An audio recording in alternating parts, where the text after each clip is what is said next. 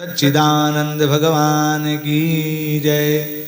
भगवान ने मैया रुक्मणी से विवाह किया।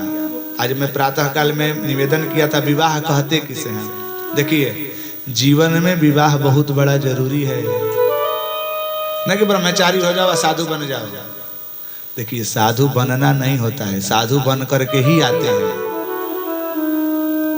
जो साधु संत होते हैं वो बन के ही आते हैं, उनको बनना नहीं पड़ता है। बनना है तो गृहस्थी बनो भैया। बोले क्यों? क्योंकि गृहस्थ क्या है? गृहस्थ एक तपोवन है। सन्यास शुष्क एवं ही, सन्यास में क्या है? वो तो शुष्क है। आगे नाथ न पीछे पगाह, आगे नाथ न पीछे पगाह, और जैसे धूर में लोटे गधा। गधा को क्या फिक्र है? मिल गया तो खा लेंगे, नहीं तो राम राम कर रहे हैं, यही ना। लेकिन गृहस्थ में क्या है भैया? लड़का कपार पे है, पैटा फाटल बा पर पैटवा न सिल भाई बो, उसका एक अलग ही आनंद है। ध्यान दीजिएगा। एक संत थे, संत जी रोज अपना भिक्षाटन करके अपना जी वो करते थे, राम भजन करते थे। ध्यान सुनिएगा, बड़ा सुंदर। एक समय गए सेठ जी के दरवाजे पर भिक्षाटन करने के लिए, भैया भिक्षा लाओ। तो सेठ जी दूर दरवाजे पर बैठ के बड़े रो रहे थे। संत जी बोले काहे रो रहे हैं भैया, क्या बात है? बोले क्या करे, बोले रो रहा था कि मेरे घर में एक भी पुत्र नहीं था। सुने ना ध्यान से। अब बड़े होकार पार रो रहे थे। संत जी ने बोला क्यों रो रहे भाई, कारण तो बताओ। बोले कि मेरे घर में पहले एक भी पुत्र नहीं था, तो प्रभु मैं बहुत रोता था, लेकिन एक पुत्र हो गया। तो बोले अब तो खुश हो जाना चाहिए था। बोले कहाँ खुश था, लेकिन जब से विवाह हुआ है, उसका विवाह हो गया, ही पुत्र था, तो मैंने मन में विचार किया कि आखिर अब आज न तो कल तो मर ही जाऊंगा, तो जितने संपत्ति अभी इसके नाम से कर दे रहा हूँ। प्रेम था बड़ा ही, लेकिन जब से मैं संपत्ति इसके नाम कर दिया हूँ, ये बहू और बेटे मिलकर के मुझे इतना परेशान कर रहे हैं, इतने तोड़ रहे हैं, ढंग से मार रहे हैं कि मैं क्या कहूँ। और बस उसी से दुख से मैं दुखित होकर के रो रहा हूँ, मैं बड़ा परेशान हूँ। संत ने बोला कि तो कोई बात नहीं, चलो कोई बात नहीं, भजन करो हमारे साथ। जब इतना तुम्हें मार करके मार रहे हैं, भगा रहे हैं, खाने को नहीं दे रहे हैं, तो हमारे मठ मंदिर में चलो, वहीं पर राम भजन करना और हमारे जैसा भिक्षाटन करना और भगवान का भजन करना। लेकिन ना भगनी, हम यदि घरे घरे चल के मैं भिक्षाटन करूंगा तो मेरे पुत्रों का बेइज्जती नहीं हो जाएगा कि फलानवा के पिता साधु बन के अब भिक्षा मांग रहे हैं? मैं साधु नहीं बनूंगा। तो बोले कि जब साधु नहीं बनना है तो रो क्यों रहे हो? बोले कि आपको क्या पता है कि रोने का स्वाद क्या है? आप तो सन्यास हैं, आपके पुत्र नहीं हैं। अरे ये लोग जो है ना, ये भले ही मुझे मार रहे हैं, लेकिन यही मार खा करके मुझे ये लगता है कि चलो कोई बात नहीं, पुत्र है तभी तो मार रहा है, पुत्र नहीं होता तो कौन मारता। तो हे बाबा, ये रोने का भी एक अलग ही आनंद है, लेकिन साधु मैं नहीं बनूंगा।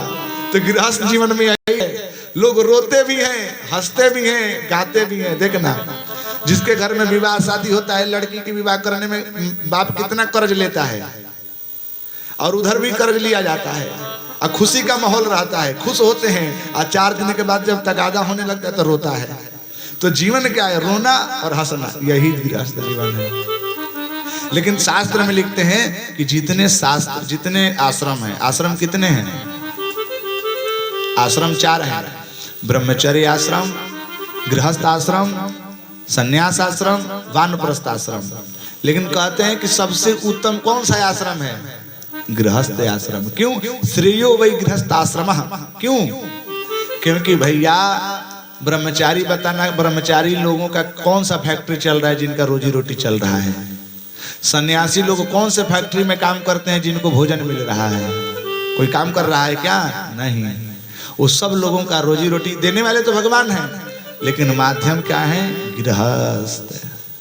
गृहस्थ नहीं होते महाराज तो ब्रह्मचारी लोग, सन्यासी लोग, वानप्रस्थ, इतने बड़े बड़े आश्रम, इतने बड़े बड़े गौशालाएं कौन चला रहा है?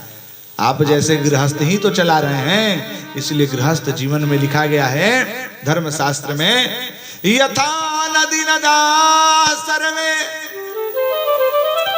सागरं प्रतिसंस्थितं तेनैव आश्रमिणः सर्वे गृहस्थम प्रति संस्थितम। जिस प्रकार से छोटे छोटे नदियां समुद्र से निकलती हैं, समुद्र में मिल जाती हैं, ठीक उसी प्रकार से जितने आश्रम हैं, ब्रह्मचर्य आश्रम हो, वानप्रस्थ हो, संन्यास हो, सब गृहस्थ से ही निकलते हैं। आप बताइए, यदि गृहस्थ नहीं होते तो बड़े बड़े संत भी बन पाते क्या? कहां से जन्म आसमान से टपकते हैं कि किसी न किसी माँ के गर्भ से ही निकलते हैं। इसीलिए न जाने कब किसके गर्भ से कौन से देवता प्रकट हो जाए, कोई जानता है जी? सच बताऊं तो आज भी भगवान अवतरित होने के लिए ललायित हैं। बड़े बड़े दिव्य आत्माएं हमारे आकाश मंडल में प्रतीक्षा कर रहे हैं जन्म लेने के लिए। लेकिन आप राजा दशरथ और मैया कौशल्या बनोगे तब तो भगवान राम जी आएंगे। आप मैया देवहूति और करदम बनोगे तब तो आपके घर में कपिल जी आएंगे। आप यदि मैया यशोदा और नंद बाबा, आप मैया देव की और जसुदेव बनोगे तब तो आपके घर में भगवान कन्हैया आएंगे। नहीं जी, विवाह हो गया, लड़का का तो दारू पी करके घूम रहा है, मार दो पौआ मार ले रहा है। अब बताइए कि दारू पी रहा है तो उसके घर में भगवान आएंगे कि उसके घर में वही जरासंध आएगा, उसके घर में रावण आएगा, उसके घर में कुंभकर्ण आएगा। और लोग बाद में कहते हैं कि लड़का हमारा बड़ा खराब निकल गई। अरे निकल क्या गई? आप ही खराब निकले थे महाराज। हमारे यहाँ कई संस्कार हैं, गर्भाधान संस्कार से मरणोपरांत तक संस्कार है। हमने गर्भाधान संस्कार खराब कर दिया है। संस्कार तो देखिए, अनुवांशिक क्रिया आप सबने पढ़ा होगा विज्ञान में कि माँ पिता के ही अंश से बालक उत्पन्न होता है, तो उनके संस्कार को लेकर के जन्म लेता है। पिता यदि दारू शराब पी रहा हो तो कुछ न कुछ अंश बेटा में आ जाएगा। तो कम से कम इतने से बचें कि हमारा आगे आने वाली पीढ़ी हमसे उत्तम हो, हमसे उत्तम हो। देखते हैं खेत, किसान कितना सुरक्षा रखता है अपने खेत को। अपने जैसे गेहूं का बीज हो तो गेहूं को बीज को भी छिपा करके रखता है कि सुरक्षित रखता है कि इसमें घून न लग जाए, इसमें दवा डाल करके रखता है। और खेत को भी बड़ा सफाई से रखता है कि इसमें कहीं किसी प्रकार का कंकड़ पंकड़ ना आ जाए, तब जाकर के एक खेत बढ़िया फसल होता है। महाराज, ये भी हम लोगों का बालक एक फसल ही है। तो अपने क्षेत्र को, अपने जीवन को स्वच्छ बना करके रखना चाहिए, जिससे फसल हमारा सुंदर बने। बोलिए भक्त वत्सल भगवान की जय, सच्चिदानंद भगवान की। कन्हैया, सुखदेव स्वामी जी परीक्षित को सुना रहे थे। सुखदेव जी से सुनते परीक्षित बोले कि वाह, भगवान इतने सुंदर विवाह किए। बोले कि हाँ परीक्षित, तुम्हें पता ही नहीं है, तो एक ही विवाह है। भगवान ऐसे ऐसे विवाह तो 16,108 किए हैं। बोले बाप रे बाप, थोड़ा सुनाइए। तो उन्होंने सुनाया कि पहला तो विवाह जाम्बवती से किया, रुक्मणी से तो किया ही किया, जाम्बवती से किया।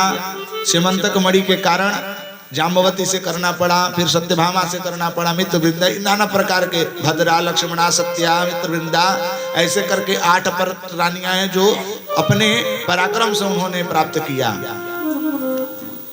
और एक ही मंडप में 16,100 से विवाह कर लिया, भौमासुर को वध करके। संक्षिप्त में मैं सुना दे रहा हूँ। परीक्षित गदगद हो गए। भगवान सुखदेव जी कह रहे हैं कि हे परीक्षित, इसी प्रकार से भगवान के 16,108 पटरानियां हुई और उनसे 10-10 पुत्र हुए, एक एक पुत्रियां हुई। बोलिए भक्त वत्सल भगवान की जय।